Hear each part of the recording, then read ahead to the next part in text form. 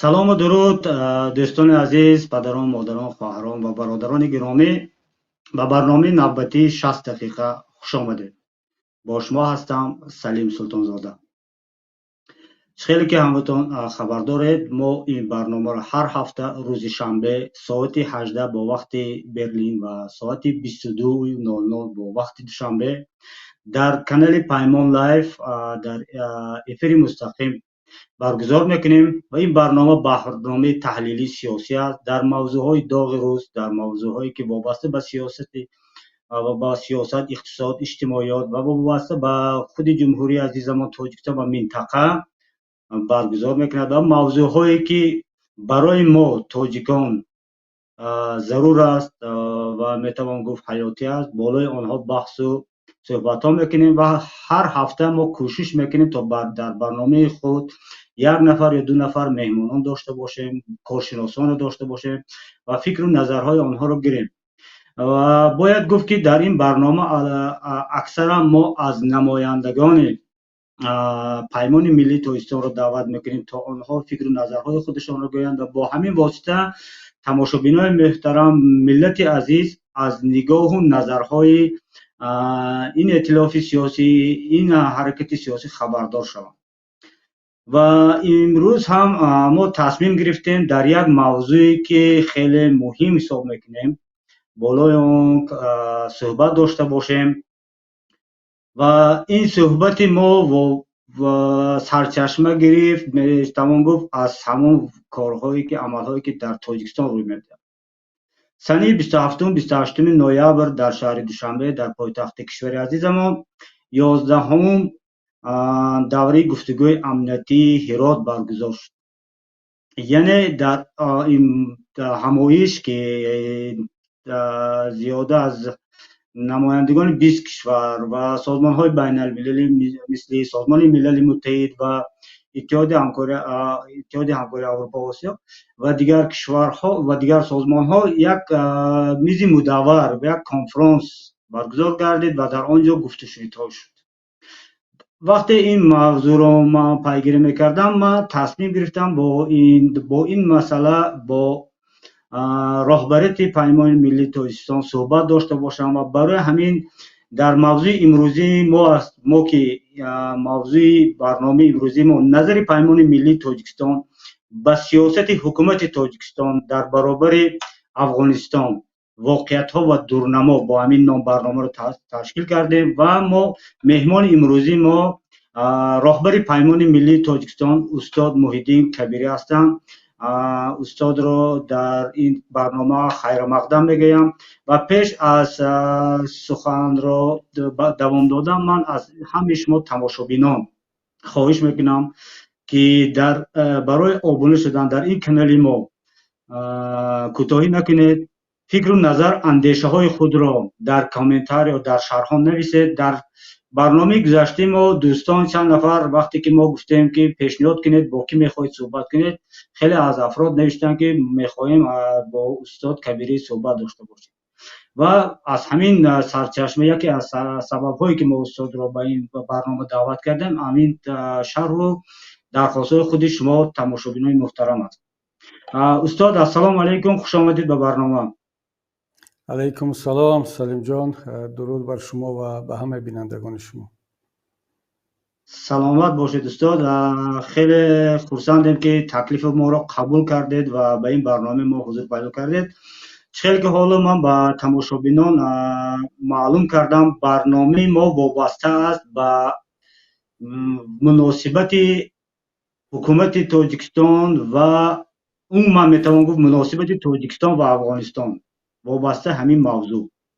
ҳоло дар ҳафтаи гузашта дар Тоҷикистон як конфронси сиёсию илмӣ баргузор шуд ва дар он намояндаҳои чанд кишвар ва созмонҳо даъват шуданд ва аз мухолифони ҳукумати имрӯзии Афғонистон дар ин конфронс ширкат карданд ва хеле ки аз баргузоркунандагони аз сухани худи ҳарфи баргузоркунандагони ин маҳфил маълум шуд, мақсади онҳо ба гирди як миз даъват кардани афроде ки با همین با افغانستان تعلق دارند و در آینده در افغانستان سرکار دارند.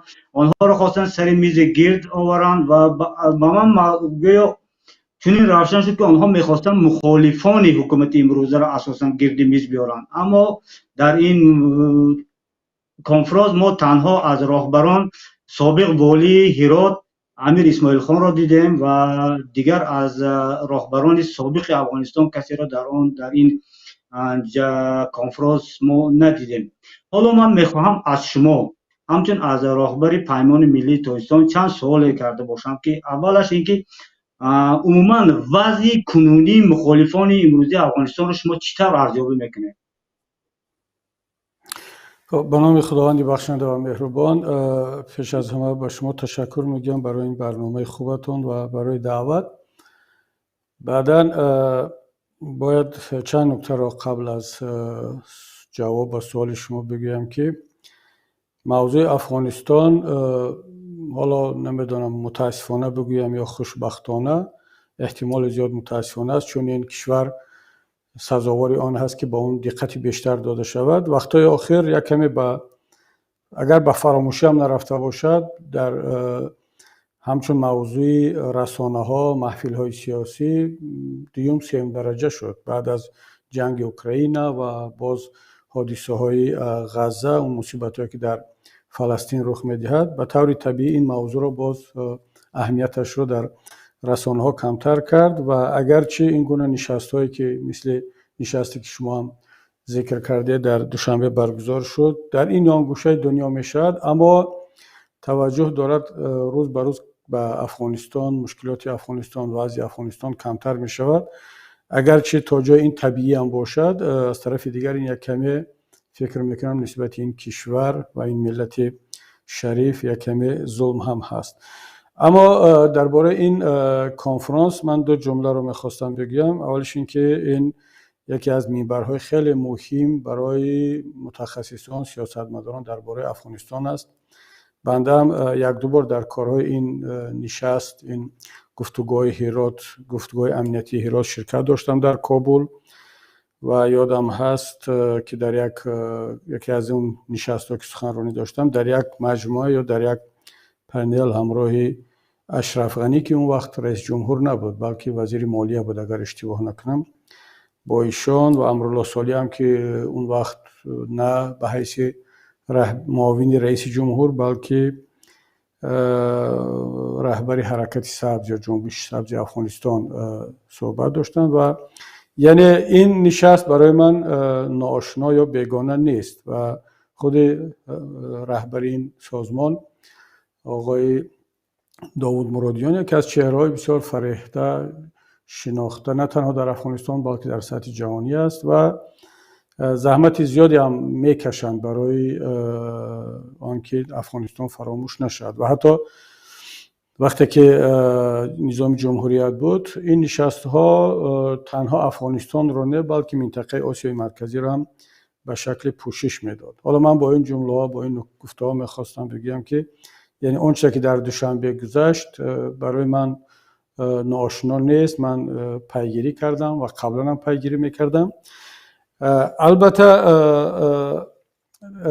درباره افغانستان صحبت کردن باید این نکته رو هم بگم که خیلی احتیاط میخواهد، نه تنها خیلی دانش میخواهد، تجربه میخواهد بلکه خیلی احتیاط هم میخواهد. امروز متاسفانه همه افغانستان شناس شدن، همچنانی که همه دیگر فلسطین شناس هستند و همه اوکراین شناس هستند، همه افغانستان شناس شدند و علاوه بر این اون فضایی که در اطراف افغانستان شکل گرفته است یک فضای واقعا پر از تعصب هست، پر از ایدئولوژی هست، پر از احساسات هست و فضا به طور شکل گرفته است که مردم همه چیز را سیاه و سفید میبینن و متاسفانه این تنها خاصی افغانستان نیست. در بسیاری از قضیه ها ما چنین وضعیت را میبینیم. در جنگ اوکراین هم، در حادثه‌ای که در خاور میانه میگذرد،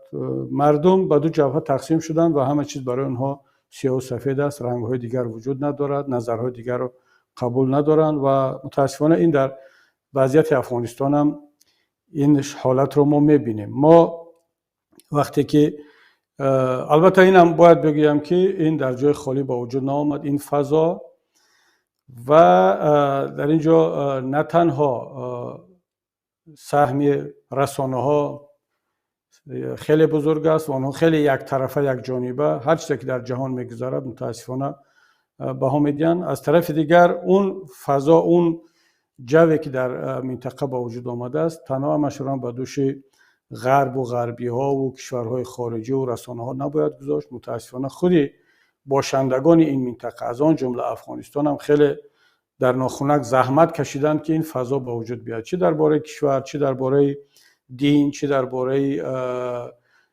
فرهنگ ما و شما، که فرهنگ افغانستان، دینی در افغانستان جاری، این دینی ما هم هست، فرهنگ ما هم هست. ما نمیتونیم وقتی که یک نفر با سبب آنچه در افغانستان یا در هر گوشه دیگری جهان اسلام میگذرد دینی ما رو، فرهنگ ما رو ناعادلانه تنقید میکند، مذمت میکند، مورد تحقیر و فشار قرار میدهد، این به ما هم دیگر ربط دارد. اما این را هم باید اعتراف کنیم که یک قسم زیادی از این مشکلات برخواسته یا برخیسته از رفتار ما، گفتار ما هست که متاسفانه با نام دین، با شعارهای دینی، با ندای شریف الله اکبر خیلی جنایت ها صادر شد، رخ داد، با لباس پیامبر، با نمود ظاهری مسلمان ها، که در نهایت این تاثیر خود را رساند. و اما ما نباید فقط به خاطر آن که در دنیا این مشکلات را سیاه و سفید می‌بیند و خیلی هم احساساتی، خیلی متعصبانه برخورد میکند، ما هم نباید به این داده شویم و باید تلاش کرد سلیم جان که این گونه حادثه ها را خیلی دقیق، واقع بینانه و همزمان بدون کدام ترسی از طرف، از جانب باید بها داد. چون خیلی دنیا به سمت رفته است که اگر شما بالفرض حالا با اون فضایی که در جهان، در اروپا، در غرب، حتی در منطقه ما وجود دارد، اگر شما تلاش کنید که در افغانستان امروزه، در حاکمیت امروزه یک مسئله رو نسبتاً مثبت ارزیابی کنید در مقایسه با کسی با چیزی، بدون شک مورد یک هجوم، یک حمله بسیار متعصبانه شدید قرار خواهد گرفت.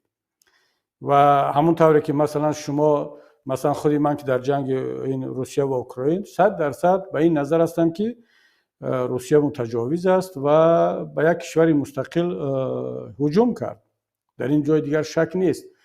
اما به این معنی نیست که ما دیگر هیچ کمبودی در رفتار طرف اوکراین نبینیم و هیچ دلیل برای روسیه نداشته باشیم. اما فضا به طوری است در اروپا که اگر شما بیاید کمترین انتقاد را از اوکراین کنید یا تلاش کنید که حالا حرفی مثبت نه تنها درباره این جنگ بلکه در پهلوهای دیگر زندگی روسیه داشته باشید، شدیداً مورد هجوم قرار میگیرید و شما را متهم به پشتیبانی از روسیه یا کشور دیگر میکنند. همونطوری که در فلسطین، و اگر شما کمترین تلاش کنید به مردم فلسطین هم حق بدید و در رفتارهای اسرائیل اگر کمبودی را پیدا کرده باشید انتقاد کنید رفتارهای اسرائیل را، شما را متهم به جانبداری از تروریسم، فوندامنتالیسم و حتی با یهودی ستیزی هم میتوانند متهم کنند که این یک جانبه گرایی، این تعصب در بهادهی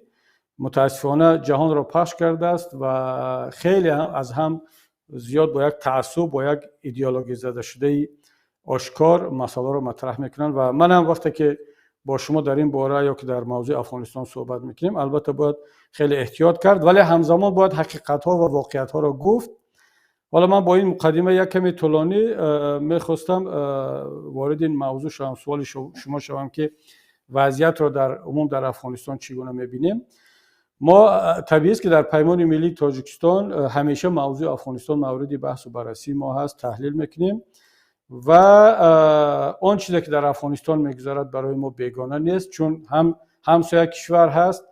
امنیت افغانستان برای ما امنیت ما حساب میشود، ثبات در افغانستان ثبات تاجیکستان حساب میشود، همونطوری که ثبات و امنیت، پیشرفت تاجیکستان و منطقه برای افغانستان هم خیلی مهم است. ما خواهیم نخواهیم با هم ارتباط داریم، پیوست هستیم و پیمان ملی تاجیکستان خیلی موشکافانه حادثه ها را پیگیری میکند و ما سیاست خود را به این مبنا ریختیم درباره افغانستان و تمام کشورهای منطقه که به امور داخلی این کشورها دخالت نخواهیم کرد و دخالت کردنی هم نیستیم، اما در چارچوب منفعت‌های ملت خودمان، کشور خودمان، منفعت‌های پیمان ملی تاجیکستان نظرهای خود را خواهیم گفت، سیاست‌های خود را عملی خواهیم کرد و ما از هیچ کسی هم، از یگان کشور، از یگان سازمان هم ایبا نداریم و اگر ضرور باشد برای منفعت‌های ملت و کشور ما پیمان ملی تاجیکستان، ما اقدام‌های مشخص را در برابر هر کشور همکاری با این یا آن کشور، حکومت‌ها و سازمان‌ها در منطقه خواهیم کرد. در عموم حالا این چند جمله باز درباره سیاست‌های کلی پیمان ملی تاجیکستان بود، اما در عموم ما وضعیت رو در افغانستان یک وضعیت واقعا هم پیچیده می‌بینیم و همین کنفرانس یا نشست‌هایی که در مسکو، در دوشنبه، در وین، در پاریس، در این یا آن پایتخت‌های دنیا برگزار می‌شود بیانگر آن هستند که وضعیت ساده نیست، وضعیت خیلی متشنج است. تا به امروز هیچ یک کشور رسما از حکومت جدید افغانستان اون را اعتراف نکرده است. البته همکاری ها هستند، اما با وجود این همه مشکلات متخصصان، کارشناسان بر این نظر هستند. حتی در اروپا هم در مقایسه با یک سال قبل وقتی که ما با متخصصان ساحه افغانستان یا سمت افغانستان صحبت میکردیم، تا این حد، تا حدی که امروز نگاهشون این است که وضعیت در افغانستان دارد روز به روز به سمت ثبات و استقرار بیشتر می رود و حکومت امروزه وضعیت را دارد روز به روز بیشتر تحت کنترل می گیرد. این جمله ها را یک سال قبل با احتیاط بیشتر می گفتن، اما الان یک کمی با صدای پررنگ و بیشتر می گویند.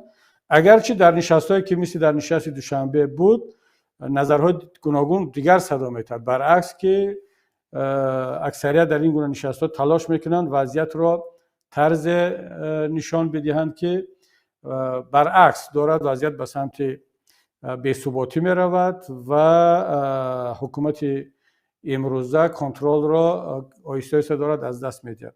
من فکر می‌کنم که وضعیت نه به اون حدی هست بدبینانه‌ای که مخالفین میگن و نه به اون حد خوشبینانه‌ای که مقامات امروزه افغانستان میگن، بلکه یک چیز میانه آن هست.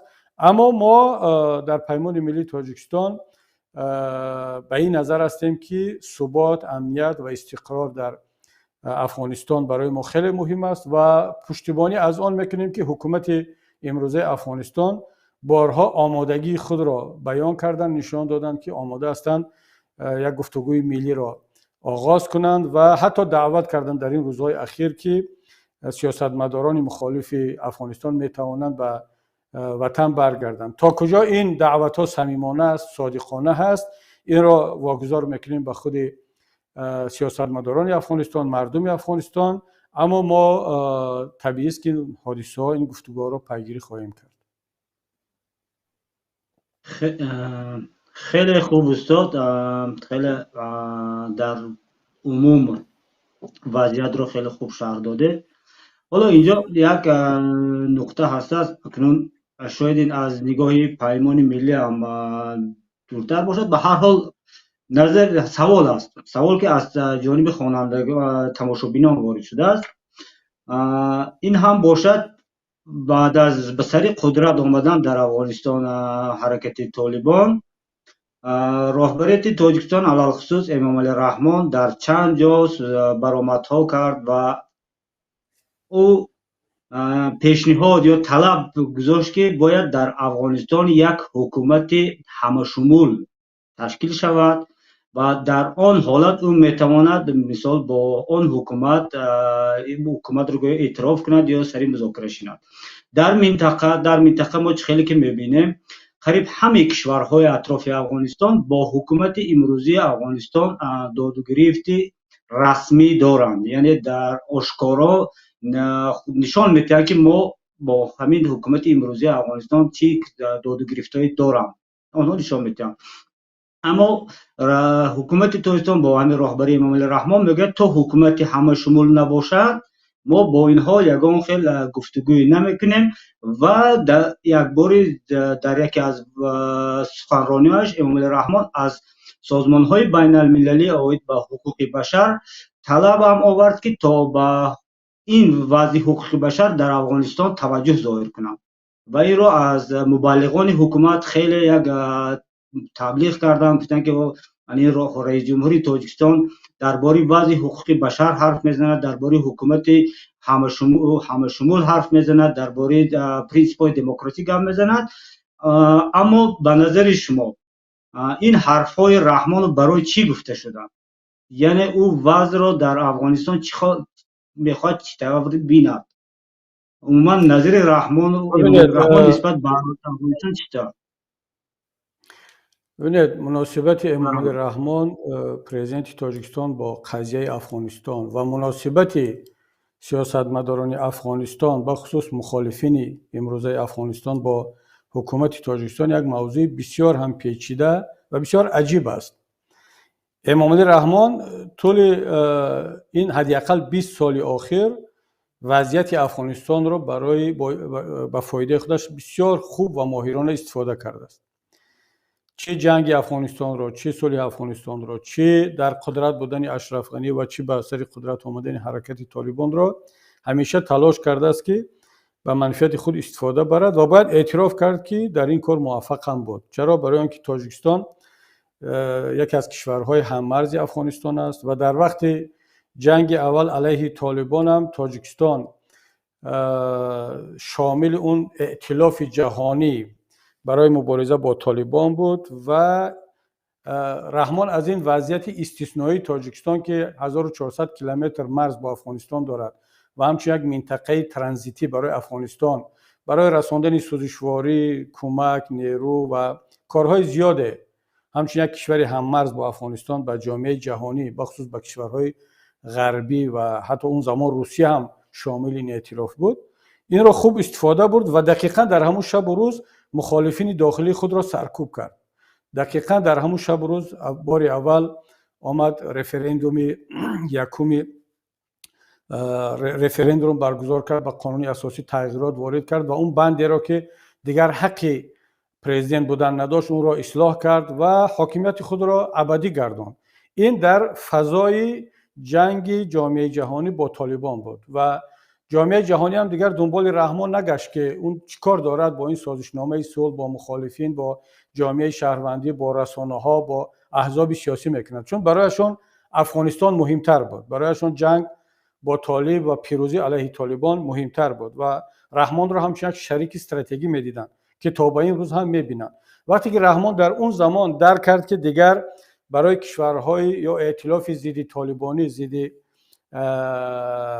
حالا به اصطلاح مبارزه ضد تروریسم یک شریک بسیار مهم است، دیگر شروع کرد به سوء استفاده وضع افغانستان که تا به این روز آن را میکند. برای مثال شما هیچ سخنرانی رحمان را ندارید که در آن خود را همچون حامی مردم افغانستان و حامی آزادی ها، حقوق پامال شده مردم افغانستان نتراشد. از آن جمله این دعوای اخیرش که خواستار یک حکومت همه شمول در افغانستان شد که واقعا بسیار خنده آور است، بسیار خنده دار است. چگونه در افغانستان همسایه او یک حکومت همه شمول را میخواهد که در اون نمایندگان همه احزاب، مخالفین، قوم و گروه ها باشد که در داخل تاجیکستان در وطن خودش که او حاکم هست نه تنها حکومت همه شمول ندارد، حتی یک حزب شمول هم نیست، و یک حکومت خانواده شمول دارد، عائلوی دارد و این واقعا جای خنده است و همین بود که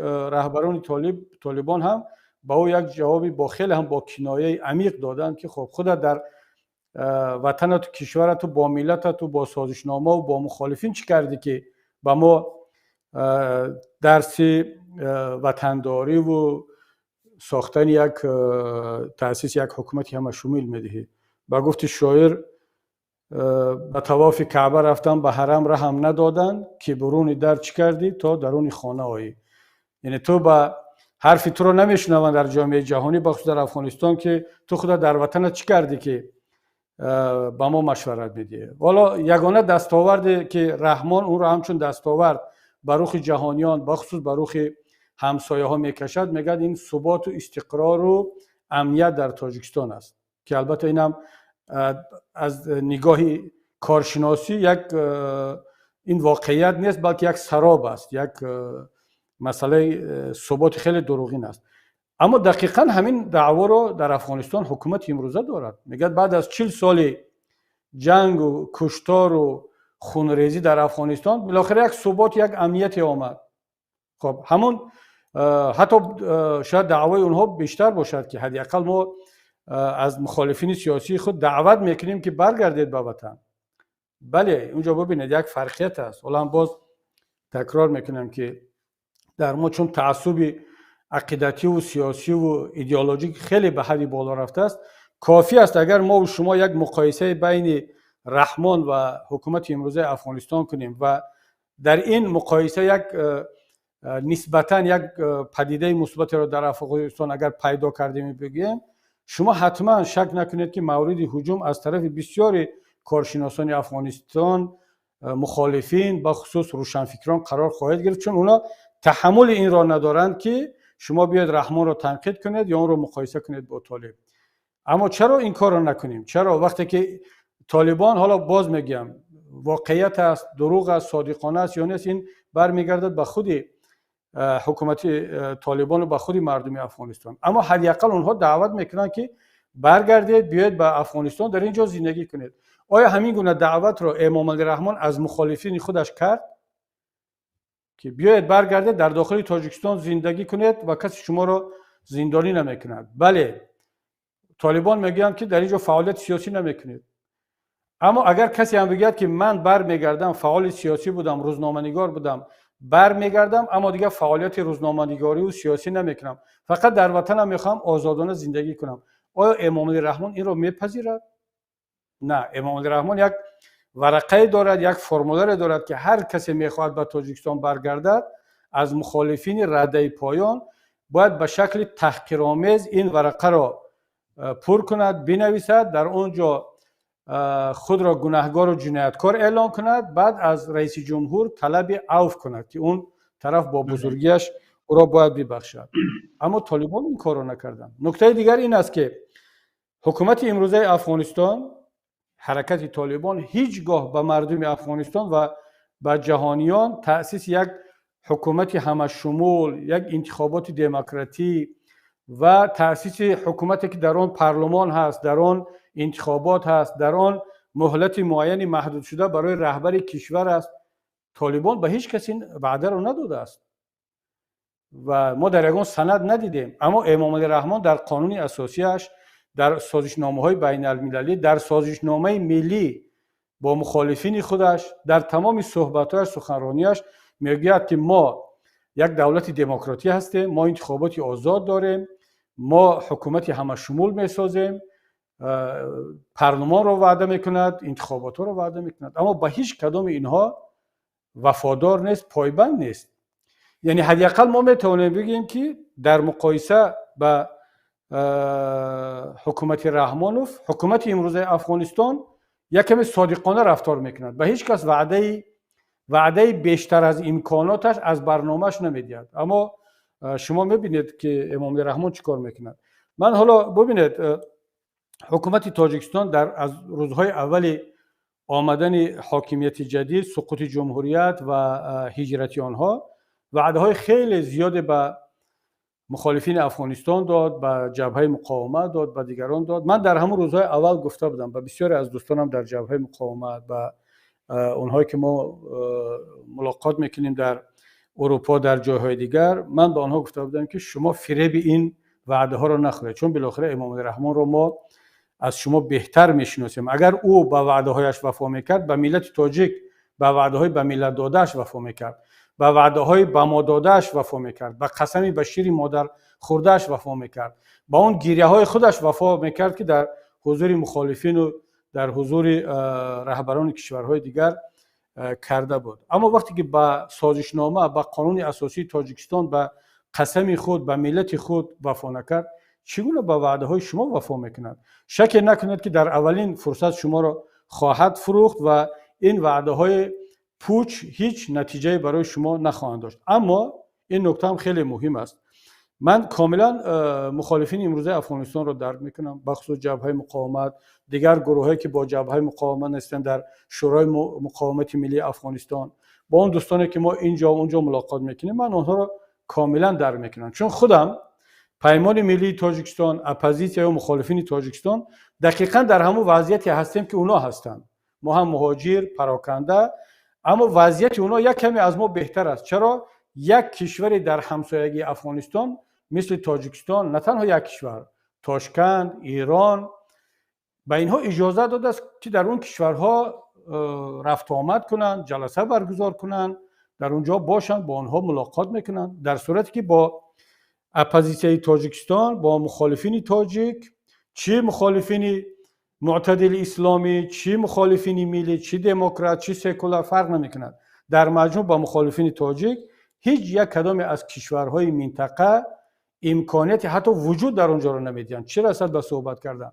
نه ایران، نه پاکستان، نه خود افغانستان امروزه، نه کشورهای آسیای مرکزی، نه روسیه، نه ترکیه، هیچ کدامی از آنها به ما این امکانیت رو نمیدید. و اگر میدادن بدون شک، اصلا شما شک نکنید، هر کدام از این کشورها، افغانستان، ایران، ترکیه، ازبکستان، هر کدام، حتی روسیه هم به ما اجازه ارزی وجود در این منطقه رو اگر بدهند، من یک روز در اروپا نخواهم ایستاد. هر چقدر شما نزدیکتر به منطقه، به کشور خودتان باشد، همون قدر بهتر است. بنابراین این امتیازی که مخالفین افغانستان دارن و تلاش میکنن از دست ندهند، من کاملا آنها را درک میکنم. ما به این حد سعی صدر و همت بلند داریم که اونها را درک کنیم، بفهمیم و اصلا ناراحت هم نشویم که چون با یک دیکتاتور مثل امام رحمان که هم دزد است، هم فاسد است، هم کروپسیونر هست، هم یک کسی هست که دقیقاً با قدرت، با سلاح، با کشتار سر قدرت آمده است، ما میگیم خب مادامی که با آنها لازم است، نیاز دارند، پس بگذار این همکاری رو با این دیکتاتور داشته باشند. اما اینجا دو تا مسئله است. یکم این که نباید فریب آنها را بخورند، دوم آنکه همکاری کنند، اما کسانی را که مثل خودشان هستند، مثل مخالفین تاجیک، مثل ملت تاجیک که در وضعیت گاه بدتر از اونها هستند، همچون تروریست، همچون افراطگرا نباید معرفی کنند و نباید اعتراف کنند. من بارها گفتم فرق ما از برخی از مخالفین امروزه افغانستان در این است، البته همه‌شون را در نظر ندارم، چون در بین آنها خیلی انسان‌های شریف است، خیلی کسانی هستند که واقعا با اون شعارهایی که بلند میکنند یا که صدا میدهند با آنها وفادار هستند، مثل حقوق بشر، دموکراسی، عدالت اجتماعی، عدالت سیاسی، مشارکت همه در امور کشوری خود، به اینها صادق هستند، من در این شک ندارم.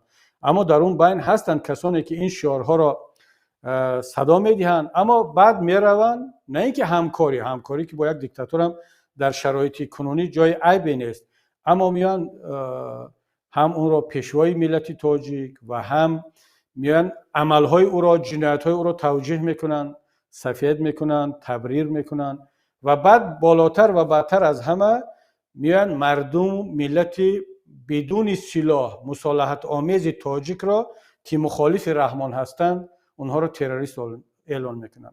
همون کاری که در حادثه‌های بدخشان، در حادثه‌های خاروق کردند و آمدن مردم به سلاح خاروق را تروریست اعلان کردن، در صورتی که خودشان میخوان حکومت امروزه افغانستان را با سلاح عوض کنن.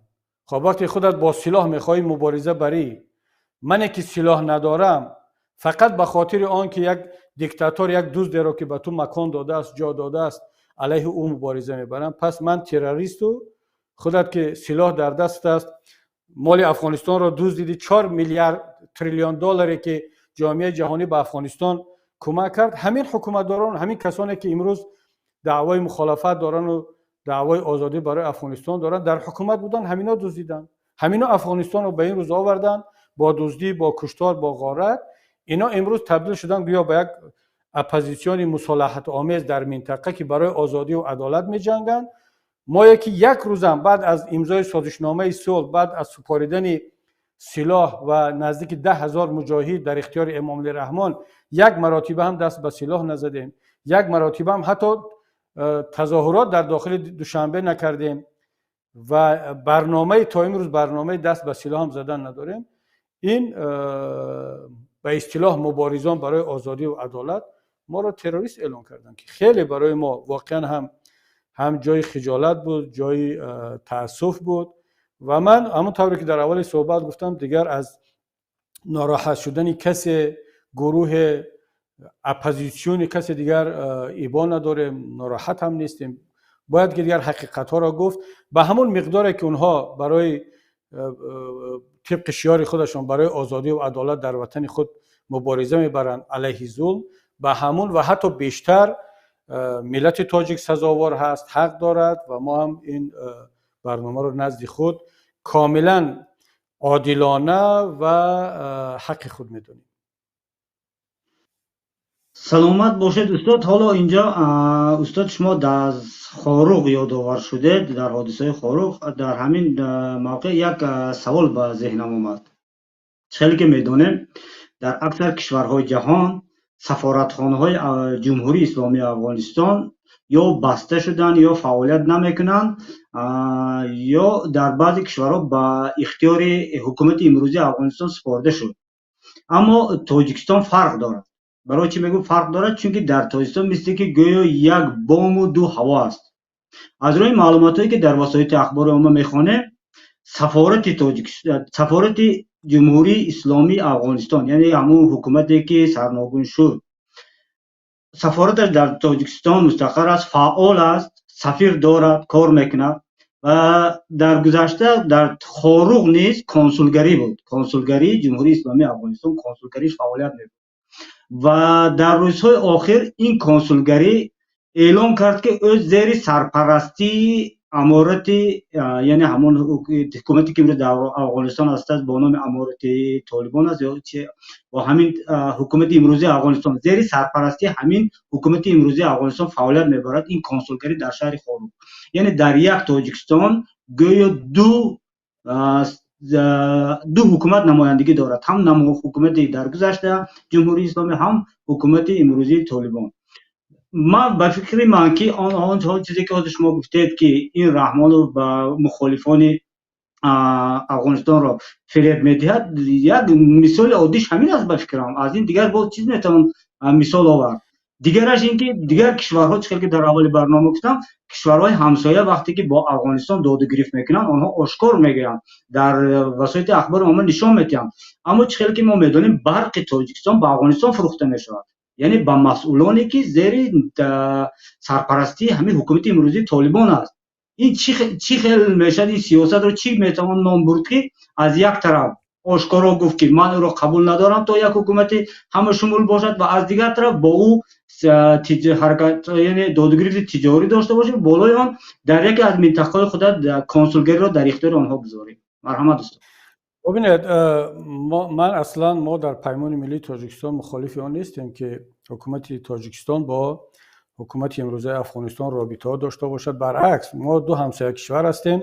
نابسته از آن که موقع شخصی امام رحمان چی هست، او خواهد نخواهد مجبور است، این تقاضای همسایگی هست، همجواری هست که باید این رابطه را داشته باشند. اگر کنسولگری رو در اختیار نمایندگان طالبان داده باشد، من فکر میکنم یک کاری از لحاظ عملی خیلی واقع بینانه است، باید همین طورم باشد و دور نیست. من فکر میکنم که به زودی حالا شاید تاجیکستان اولین کشور در منطقه نخواهد بود، اما آهسته آهسته مجبور است که حتی سفارت را هم در اختیار مجبور می شود سفارت را هم در اختیار حکومت بدهد و این روند الکی آغاز شده است. چین این کارو کرد، چند کشورهای دیگر این کارو کردن و دیگر راه دیگر وجود ندارد. امروز زمزمه همکاری با حکومت امروزی افغانستان در اروپا هم خیلی زیاد است و این همکاری ها عملا انجام شده ایستادند.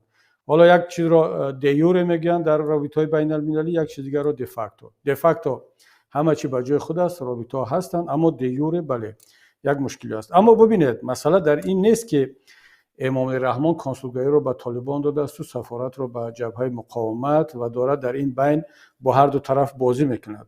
خب بازیگر بودن امام رحمان با کسی پوشیده نیست. ما اون رو بازیگر میگیم، طرفداران و جانبداراش رو زیرکی سیاسی میگن. حالا بگذار هر چیزی هم باشد، اما مسئله در این است که از روز اول معلوم بود که امام علی رحمان با اون قد و قامت نیست که با طالبان، با حکومت امروزه افغانستان سر و پنجه کند، مناقشه کند، زورآوری کند. و اصلا رفتار طالبان نسبت تاجیکستان تا اونجایی که من در این 2 سال اخیر مشاهده کردم این است که مثل رفتار یک انسان سالار با بلاغت رسیده نسبت یک کودک، یک طفلی که و گفتی مردم شمالی ما اینجقی میکند و بی‌ادبی ها میکند، اصلا توجه نمیکند. اگر طالبان می آمدند در مناسبت خود با تاجیکستان و از روی اصل یا پرینسیپی عملی به مثل یا پاریتت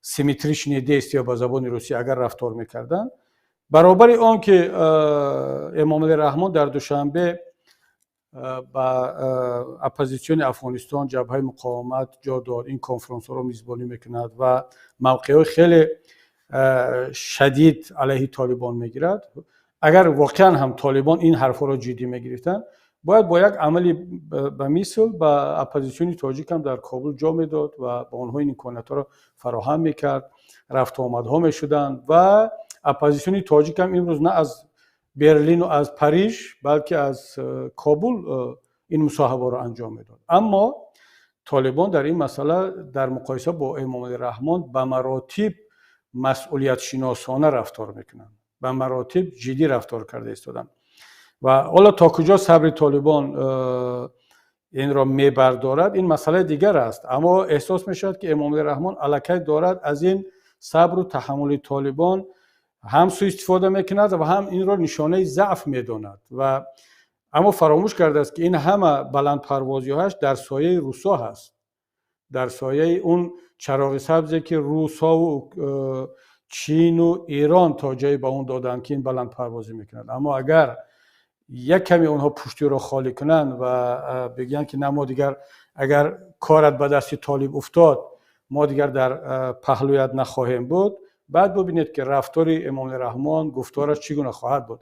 و امام علی رحمان هم در این بالاخره 30 سال 32 سال است رهبر یک کشور است، خیلی تجربه آموخته است و همزمان برای روزی مبادای خود این همکاری ها را با طالبان آغاز کرده است.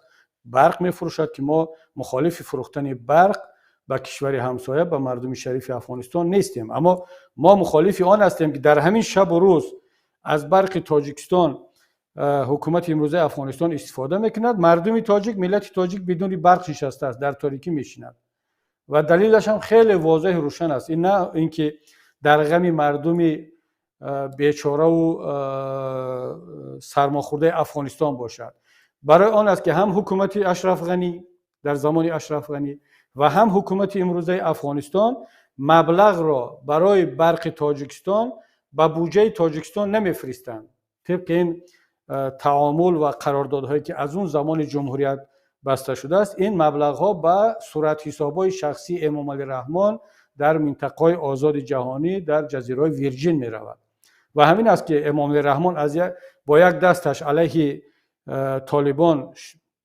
شعار مبارزه را بلند میکنند، از طرف دیگر با این حکومت با مبلغ میلیون ها دلار برق میفروشد برای آنکه این پول به جیب شخصی خودش میرود. خب اگر این را مبارزان افغانستان خب میدونن، میبینن، تحمل میکنن، کار خودشون است. من باز تکرار میکنم بگذار آنها از این رابطه به نفع خود استفاده برن، اگر ضرورت دارن، مشکلی دارن، نیاز دارن، حالا هر چی که هست کارشون انجام بدن، اما نباید به این حد که باز تکرار میکنن هم بیان خودشان را فریب بدهند، هم جنایت های امام علی رحمان حکومت امروزه تاجیکستان را در چشم جهانیان سفید کنند و وضعیت رو طرز نشان بدن که نه گویا در تاجیکستان یک حکومت دموکراتیک و بسیار پیشرفته حکمران است که متاسفانه بعضی از سیاستمداران مخالف افغانستان، بعضی از روزنامه‌نگاران، بلاگرها این کار کرده هستند که این را البته ملت تاجیک می‌بیند، مشاهده می‌کند و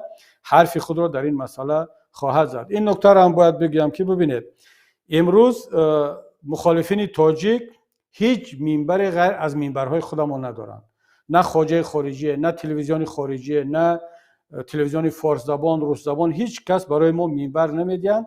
از آن جمله رسانه‌هایی که فارسی زبان هستند از پول امریکایی‌ها و اروپایی‌ها گویا برای آزادی بیان، برای دموکراسی، برای حقوق بشر تأسیس داده شدند و در اختیار نیروهای یا روزنامه‌نگاران مستقل یا مخالفین این کشورهای فارسی زبان داده شده است. گاه بی بی سی فارسی اونم با طلب و خواهش‌ها و مراجعت‌های گوناگون گاه در مسائل خیلی هم کوچک و بی ارزش برای نمایندگان مخالفین تاجیک منبر میگیرد. اما شما مگر یگان بار دیدید که ایران اینترنشنال، افغانستان اینترنشنال که دعوا این همه دعوا را دارند برای اپوزیسیون تاجیک منبر داده باشد؟ شما در یگان جا دیدید؟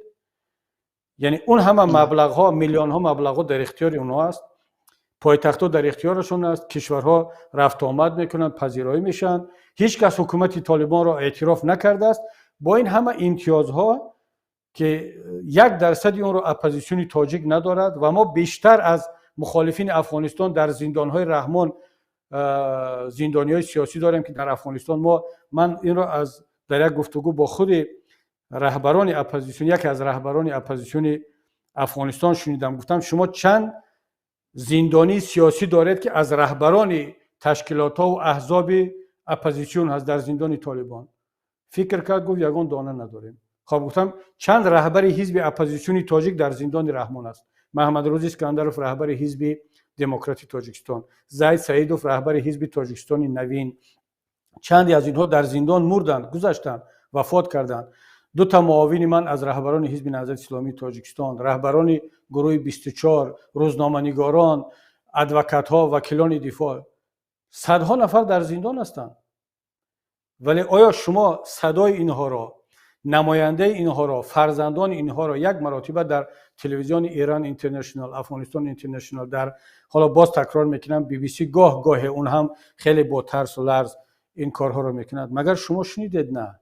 خب پس این نفرها باز میآیند به ما درس دموکراسی و حقوق بشر و عدالت میآموزند و پشتیبانی از امام علی رحمان میکنند که واقعا از نگاه من خیلی یک رفتار نه چندان آگاهانه است و خردمندانه است. ولی باز تکرار میکنم که دیگر این را واگذار میکنیم به انصاف و وجدان و به فعالیت خود اون برادرانی که در اونجا هستند. بسیار خوب استاد، در این موضوع هم نظرهاتون گفتید. مردم عزیز خیلی از نظر و عقیده رهبریت پیمان ملی آگاه شدن. ما باور دارم که این برنامه ما رو در اون طرف در روی اون طرف اما نیز تماشا دارن، آنها نیز گوش میکنن. حالا اینجا درباره وسایل اخبار عامه، یعنی همون افغانستان اینترنشنال، ایران اینترنشنال و دیگران نام گرفتید که در برای مخالفان تاجیک منبر نمیدهند یا با چی میگوید، یعنی که با اونها هم منبر نمیدهند، هم گویا که یک رابطه را گویا که کندن، رابطه برقرار نمیکنند. من فکر میکنم که اینجا شاید ترس از رحمانوف باشد نزد همونها، آنها از رحمانوف شاید ترس داشته باشه، یعنی همین رسانه‌های مستقل یا چی چیزها آنها را اگر من مخالفان تاجیک را آنها با مخالفان تاجیک برای منبر در اون نیست که از رحمان میترسن و میترسن که امام علی رحمان دیگه با اونها ویزا نخواهد داد، اونها به دوشنبه رفتن نمیتونن. در دوشنبه اکثر این سیاستمداران و روزنامه‌نگاران منزل دارن، تجارت دارن، خویش و تبار دارن. من کاملا آنها رو درک میکنم. یعنی ما به این نظر نیستیم که اونها در عوضی آن که دیگر نتوانن به دوشنبه سفر کنن یا با امام علی رحمان دچار مشکلی شوند در عوض آن بیان به ما منبر بدین. نه، به هیچ وجه. ما اون درخواست، اون خواهشی که از اونها داریم، تقاضایی که اونها داریم دقیقاً همونی است که اونها از دیگران دارن، از جامعه جهانی دارن. و اونها حتی بگذار یعنی ببینید اونها وقتی دعوای دموکراسی میکنن، حقوق بشر میکنن، دو کار باید انجام بدن. به این شعارهای خودشون، به این هدفهای خودشون صادق باشن اول. دوم، اگر با ما هم که ارتباط گرفتن نمیتوانن، حداقل در نزد جامعه جهانی از مشکلات تاجیکستان هم بگویند، از مشکلات مردمی که در زندان ها هستند و جنایت ها و کمبودی ها و این وحشانیتی که در زندان های تاجیکستان است، در مبارزه رحمان علیه مردمش است، ملتش است، در این شریک نباشند. منظورم در این سفید کردن و در این جنایت ها شریک نباشند.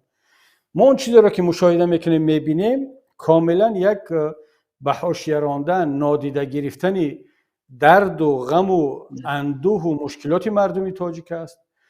یک پرهیز کامل از ارتباط گرفتن با همدردان خودشان، همراهان خودشان که اپوزیسیون تاجیک هم دقیقاً همون مشکلی، همون دغدغه، همون دردی را دارند که اونها دارند. یعنی ما اگر تصور کنید که اونها رفتن در دوشنبه مقر میگیرن در جایی که حکومتش ما رو هم زندانی کرد، هم کشت، هم سازشنامه، تمام عهد و وفا رو برهم زد، مالکیت ما رو مصادره کرد. خب ما میگیم مشکل نداره، ما این رو تحمل میکنیم. چرا؟ میگیم که این برادران اینا مهاجر هستند، برای ادامه فعالیت و زندگیشون نیاز به اون دارند. شما سلیم جان تصور کنید که فردا من یا شما یا هر کسی دیگر رفتیم به کابل، با حکومتی که اینها با اون مشکلی دارن وارد گفتگو شدیم، همکاری شدیم، دقیقاً همون کاری را که اینها با امامالله رحمان میکنن. آیا اینها همون صبر و تحمل و همون سعی صدری که ما داریم از خود نشان میدهند؟ اصلا نه. شما ببینید چه غوغایی رو برپا خواهند کرد در رسانه ها، در شبکه ها، در محفل ها. یعنی اینا 50% اون سعی صدر و همت بلندی، صبر و تحملی ما رو ندارن. من این رو بارها مشاهده کردم. کافی است فقط به خاطر آن که در اون طرف مرز در حکومت یک نفری سلادار و جامه و باریش و یک ملا ایستاده است. یعنی اینها همین که ملا در حاکمیت است در ایران و در افغانستان، دیگر اینا برای اینا دیگر تمام در نزد غرب و جامعه جهانی یک قوی ترین دلیل دارن.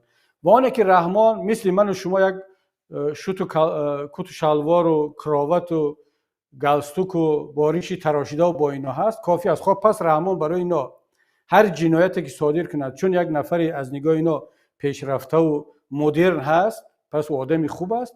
و هر کاری هم که در اون طرف مرز باشد، چون ملا هست و آخوند است و چون ریش دارد و نماینده یک تشکیلات اسلامی است، پس همه اون بد است. یعنی این واقعا همونی که در اول گفتم، یک سیاه و سفید دیدن، یک قالبی فکر کردن است که من متاسفانه در تمام این قضیه ها دیدم. در جنگ اوکراین و روسیه، در جنگ اسرائیل و غزه، در افغانستان، در مناسبت با ما. یعنی ما دنبال همون ظاهر هستیم. و اگر فردا مثلا حالا من بیام یک لباس ظاهری دیگر داشته باشم، یک عده ماشاءالله خواهند گفت، اونهایی که مثلا از بخش دینی هستن میگن خب، چون خیلی هم صدها و شاید هزارها نفر هستند که مرا فقط به خاطر که با این لباس هستم، به خاطر آنکه درباره دموکراسی و حقوق بشر گپ میزنم، اگرچه یک مسلمان هستم، سنی هستم و رهبر یک تشکیلات اسلامی هستم، میگن خب یا تکفیر میکنن یا مرتد اعلان میکنن یا اصلا میگن این دیگر به درد ما نمیخورد. برعکس دقیقاً همون امامعلی رحمان که یک نفری به ظاهر مدرن هست، تمام این جنایت هایی که بدتر، من با دلیل میگم، در بعضی حالت ها بدتر از جنایت های دیگرانی که در افغانستان و ایران و کشورهای دیگر اسلامی هست، ولی فقط به خاطر اون که یک لباس مدرن دارد و اجازه داده است که اون طربخانه ها و مینوشو اینها باز باشن، کافی است برای بعضی از بنام مبارزان برای آزادی و عدالت که از رحمان ستایش کنند و طرف دیگر را مزاحمت کنند.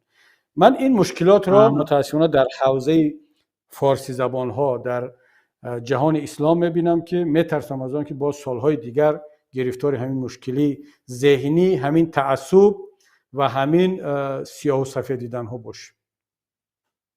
استاد خیلی سپاسگزارم. تا این دقیقه ما فقط درباره واقعیت ها گپ زدیم. این برنامه ما خودش نامش 60 دقیقه و 60 دقیقه وقت داریم، حالا مانده است 5 دقیقه دیگر.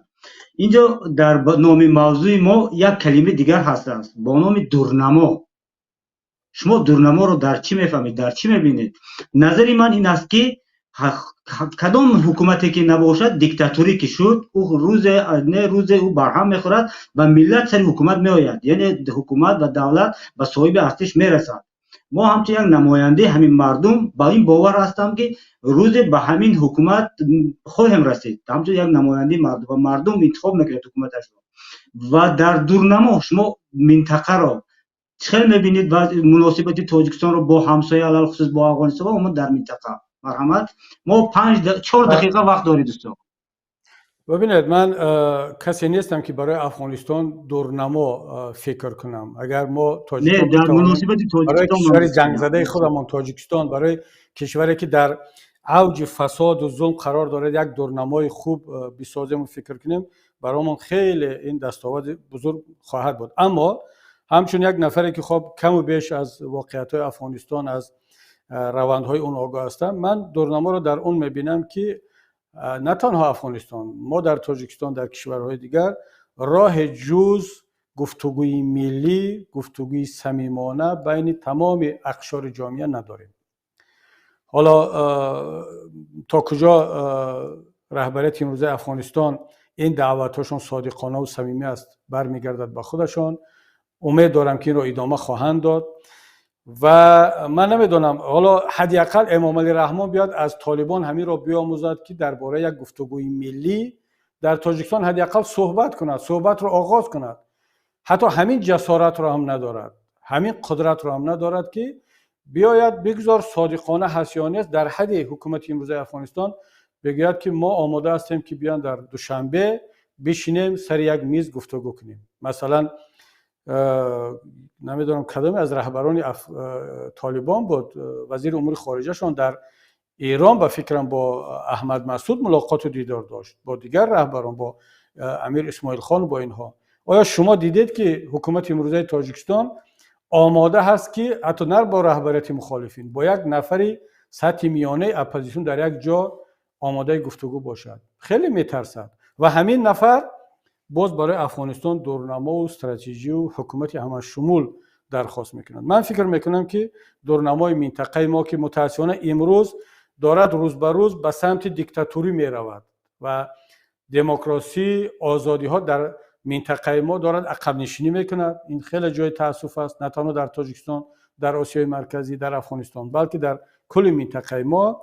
اما باز هم در همه این شرایط باز یک امید میماند که اگر این دیکتاتورهای ما یک کمی عقلانی فکر کنند، باید بدونن که راه جز گفتگوی ملی ندارن، مگر اینکه همون حادثه هایی که در لیبیا و سوریه و دیگر جا شد به سر آنها خواهد آمد، اگرچه هم ملت ها را هم جامعه جهانی را از تکرار نشدن سومالی و لیبیا و سوریه میترسانند و خود را کفیل یگانه این امنیت و ثبات میدانند. اما باید بدانند که محض خودشون سببی سر زدن یا تکرار شدن سوریه و لیبیا در منطقه خواهند بود. من این دورنما را برای هم افغانستان هم برای تاجیکستان، برای منطقه میبینم که جز گفتگو دیگر راهی وجود ندارد.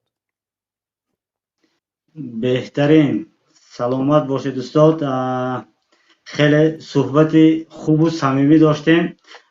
تماشاچیان محترم باور کنید ما از پیش سوال‌های را آماده نکردم تا در بین صحبت سوال‌ها خودش به میان آید. واقعا سوال‌ها پیدا شدن.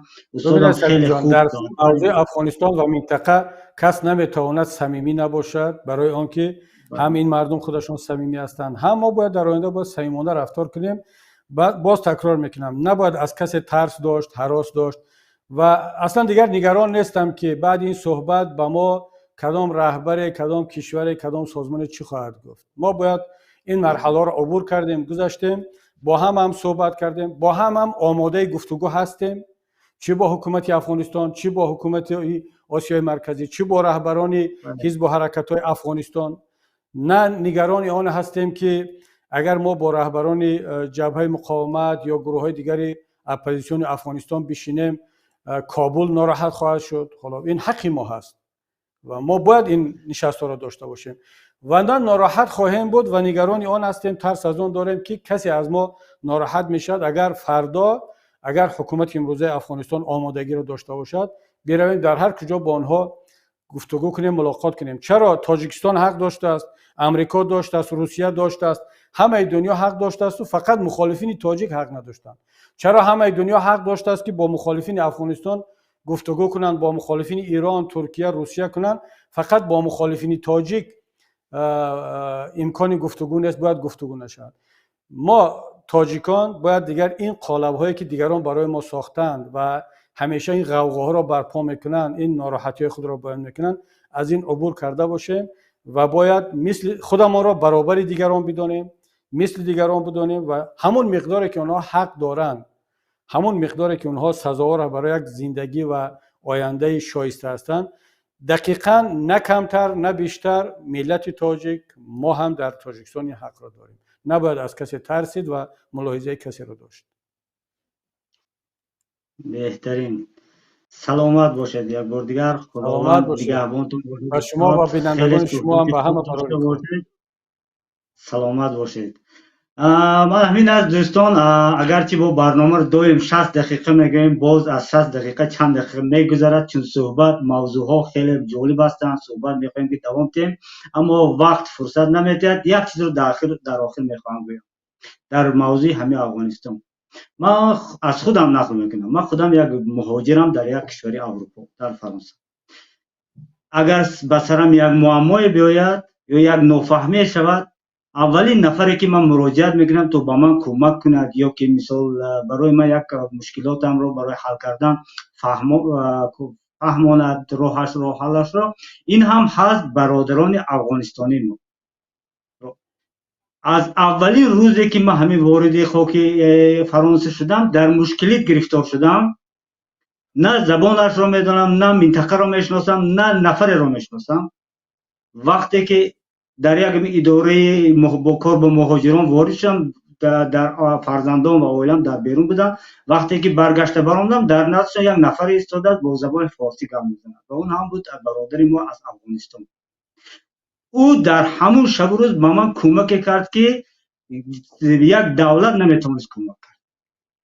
برای همین من اینو قدر میکنم. و همین روز همین سحر هم وقتی که من بازار میرفتم، یک چهار نفر در یک کنجی ایستاده بودن صحبت داشتن. از پیشم وقتی عبور میکردم لفظی فارسی به گوشم رسید. برگشتم من گفتم با فارسی حرف میزنید؟ گفتن ها. گفتن پرسیدم از افغانستان؟ گفتن ها. اونها گفتن تو از تاجیکستانی؟ من گفتم ها. ما برادر سلام، مثل برادران همخون و همجان همدل سلام علیک کردیم، از حال یکدیگر پرسش کردیم. من چی گفتنیم؟ حکومت ها میآیند میرن، اما ما مردم میمونیم. دوستی ما، برادری ما، صمیمیت ما باقی خواهد ماند. و در آخر از همه تماشا سلیم جان، آیا با همین چیزی که خودت حالا قصه کردی، با همین گونه مردم میتوان صمیمی نبود؟ همون دوست افغانستانی که گفتی یا همون هست، اصلا امکان ندارد که با مردم افغانستان صمیمی نبود. و همین صحبت‌هایی که الان من کردم، همین گلایه‌های برادرانه که کردم از همه مردم افغانستان، چی حکومتش و چی از مخالفین، شک نکن اصلا دقیقاً همین صحبت‌ها رو، همین گلایه‌ها رو من در صحبت‌های خصوصی با خودشونم در همین اروپا که میکنیم، همیشه میشینیم با اونها کردم و خواهم کرد و از کسی پنهان هم نمی‌داریم. اینا باید گفته شوند، چون اگر همین دوستان برنامه ما با مشکل تکنیکی با فکرم با میان آمد. دوستان باقی سلامت باشید. از استاد محترمم خیلی سپاسگزارم تا در این برنامه اشتراک کردم.